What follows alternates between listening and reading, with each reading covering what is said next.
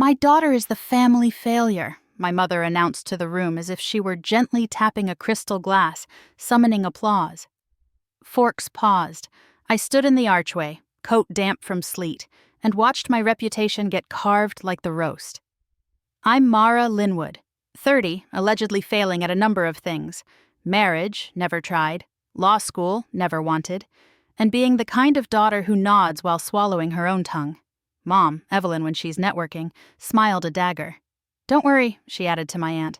Mara's resilient. She always bounces back from her experiments. The word hung like smoke.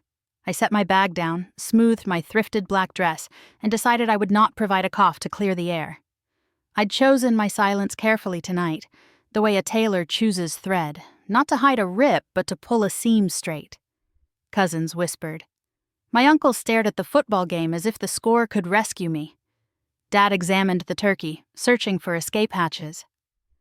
I took my seat at the corner of the table, a vantage where I could see the door. If courage failed, the exit would not. What no one knew, I hadn't come alone. Evan texted, stuck behind a salt truck 10 minutes out. Do you still want me there? He wrote. I pictured his hands on the wheel, the way he listens as if words are seeds and he is patient soil. Yes, I replied. Come. Mom raised her glass. To family, she said, meaning hierarchy. I lifted mine.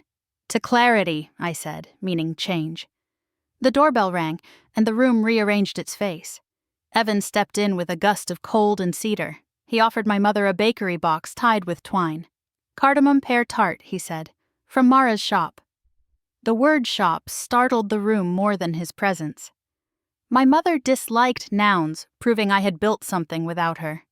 She set the box on the sideboard as if it might leak. We're in the middle of family matters, she said. I'm part of Mara's family, Evan answered. He didn't raise his voice. He anchored it. I stood. I'll keep this brief, eyes latched to me like clothespins. When you insult me, you teach everyone here the language of smallness. I'm done translating. My aunt tried the peacemaker tone. Your mother worries you make rash choices. I plan for a living, I said. Menus, budgets, payroll. I plan rest.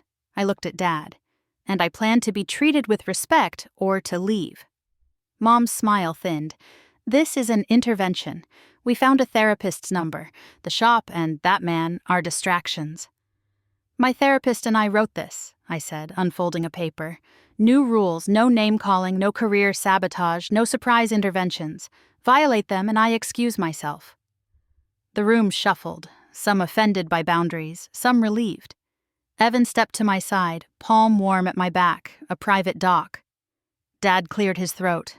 Evelyn, enough. He opened the box. Spice rose. He sliced the tart and passed plates like a treaty. Someone laughed, then apologized, then laughed again. I stayed long enough to eat my slice. The crust held. So did I. Leaving, snow let down the streetlights like halos. I felt taller in my boots, not from height, but from finally standing inside my name tonight, and warm air followed us. By March, the snow lost its memory. Our bakery windows fogged at dawn as ovens woke, and the doorbell learned the rhythm of regulars. I painted the new sign myself, Linwood and Loam. Evan laughed at my crooked ampersand, looked like a pretzel, which honestly sold more. I kept the rules I'd set. When Mom called the week we opened, she tried a careful tone. Maybe I was harsh.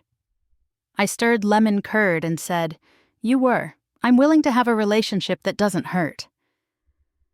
Silence crackled, then softened. She asked if we needed folding chairs. We did. On opening day, Dad arrived early to fix a wobbly table with his pocket toolkit. You get the stubborn from me, he said. And I chose to take it as a blessing. Our first customers, a nurse off nights, a mail carrier, and 3 high schoolers pooling change. I wrapped their cinnamon knots like small victories. Afternoons, Evan and I learned the choreography of partnership. He managed suppliers. I designed menus that tasted like weather. We closed at 2 and walked the thawing river. I told him I wanted my life honest, even small. He said small things, like yeast, raise a whole loaf. Sunday, we hosted quiet hour. Lights low, voices soft, no phones. Mom came and, without announcement, washed dishes. She neither praised nor corrected me. She stacked cups until towers rose. As she left, she slipped a note under the tip jar. Proud of your experiments. Outside, the river shone. Inside, my future finally felt roomy.